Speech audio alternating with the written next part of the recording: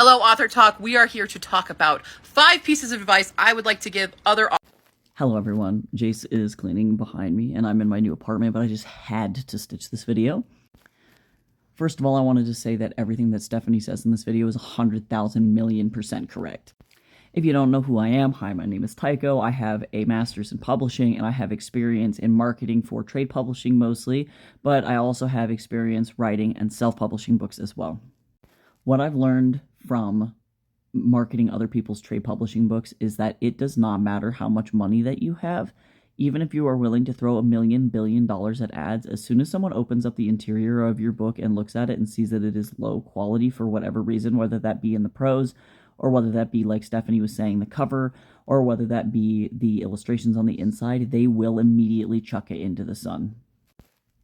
I made the mistake when I was 18 years old publishing my first book without any help, any guidance, any editing, really, other than that friends and family editing. I didn't really know what I was doing, and so that resulted in a book that was lower quality, and I had to republish it this year.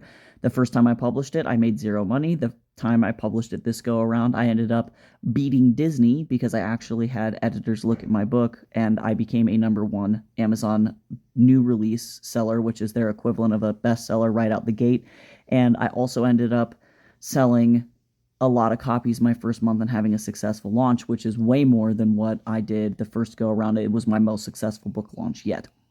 A lot of editors and a lot of people who are in the self-pub industry are very understanding of how much it costs. And we know that it is incredibly difficult for somebody who is a new or somebody who is a young author to cover those costs.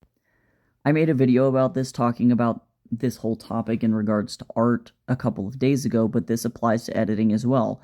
Look up what the industry standard rates are for editing and for book cover design and for book interior design before you reach out to people to ask them if they are available for work. Editing is always covered by Word, so if you have a larger novel, it is going to be more expensive. If you have a very short children's book, for example, it will be less expensive. And always ask people whether or not they are willing to do discounts. Like, I know for me, I'm always willing to do some kind of payment plan where you pay like $100 up front and then it's a monthly payment afterward, because I know that it's bananas out there and that you deserve to have your work look as humanly good as possible.